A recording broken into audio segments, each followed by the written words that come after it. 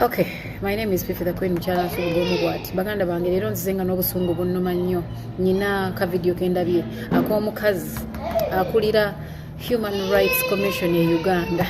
Mukazi gwe wikasiyo n'abantu abakulinaanye n'ekikakyo kyonna Mukama Katonda abakolimire mufenga muzunga.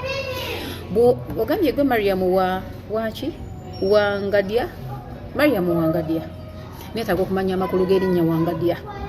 Banafa abave bulambuli mutusasire mutwe ku meaning y'erinnyero before we put our opinion. Tuzo kwa tuono onobudde ku muntu Katonda bwe yasiimuula nga atonda.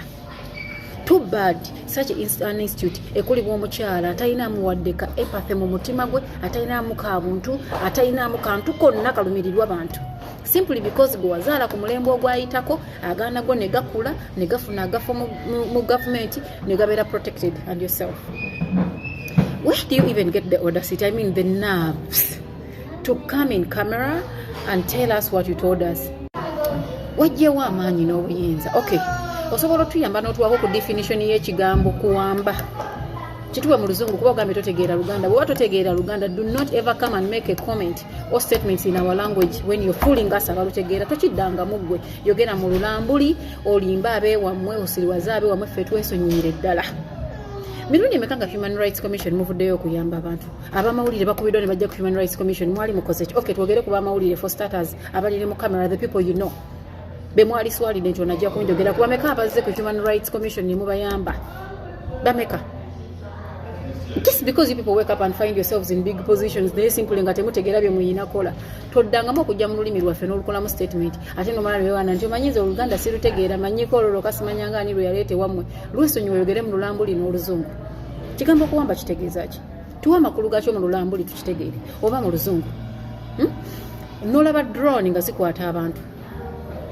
Tewali warrant ne bakwata omuntu ne bamutwala.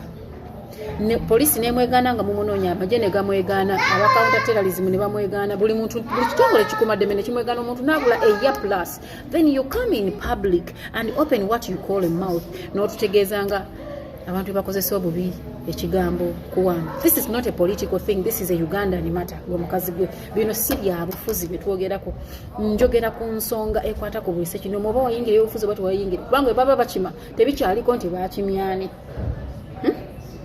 Nada mu kamera n'otuddako tusirwalirako tulirako obugege. Ffe tuddamu tumanyiira. Kigambo kuwamba okitegeera otya? Abaganda bagamba seruka mama yuto lwe balikwata ku liryo. Olitegeera nti n'ababyogera tebali mu kusiika chapati. Okay, okuwamba kitegeeza kituyambeko tukitegeere. Naye mwe bantu mwe bw'omutulabako amatu mutuyita basiru tituli mbuzi. Obadde onyuma kusirika kubanga omaze ebbanga ng'osirise tulajanidde Human Rights Commission ebbanga ng'osirise sirikirayo onyuma osirise bw'oyogera owunya akamwa ebikuvaamu bivundu. Abaana b'abantu bakwatiddwa, abaana b'abantu basibiddwa, abaana b'abantu battiddwa, and you come in the camera openly emisana tuku n'oyogera mbu n'ekigambo kuwambibwa tekirimu mu ggwanga tukikozesa bubi. Are you okay? Like, are you still in your normal senses? Are you okay? Mariam Wangadia, are you okay? Like, I really want to know. Too bad you're a woman. Ndikwogera nawe in a very bad way because ndi sad and mad. Nze nga ina baganda bange abaana ab'obulenzi abato the teens. Bugenda kera ku machanga bamuyodde bamusanze ku mudala gwa chapati wakola bamututte. Gwe gye twaliddukidde omaze okuteekawo ekijinji mbu tewali kuwamba abantu. Kati n'omutunuulira n'amaaso ne gakuluma n'olira ng'oyagala muwoka oba kiki oba luyi ne wabula nakkuba oluyi. Oyogeremu ku bintu by'amagezi. Kyokka naawe oli mukazi olina endeeyazaala omwana. Olina n'abakuyita jjajja. Tusaba Katonda bakwateko ku bantu aba bakwatako bantu mmwe. You know there was a time kiwamba baana we yabeererawo ennyo. Nga bagamba abaana abato babawamba nga baba ku masomero, abaana babawamba nga gavumenti esirise. Naye waliwo omwana w'omukulu asula awo mu kizungu Makindi bawamba omwana we. Why you people remember that story? Babawamba babiri oba omunadde omuna gavumenti yavaayo n'ekola. Tusaba Katonda ku bantu bekikwatako babawambireko ku bantu bababattire. Trust me mujja kola. Trust me, you will wake up. But simply because you're being protected, oli ku sente zaffe z'omuwi w'omusolo kuolanda malira agagulu agakulinga ag'enjovu, oviirayo mu gateeteeyi agatengi n'agaviiriviiri agatanyumye n'ojja mu kamera n'oyogera bye wayogedde kasasiro omwereere. It was better ng'osirise.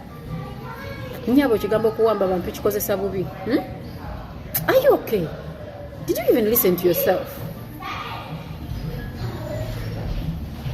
Olumbe ne lutta abantu abategene buleka abantu ngamu. I don't care if you have relatives or you don't have. Kubanga naffe totulumirirwa batulina abaffe batetulina.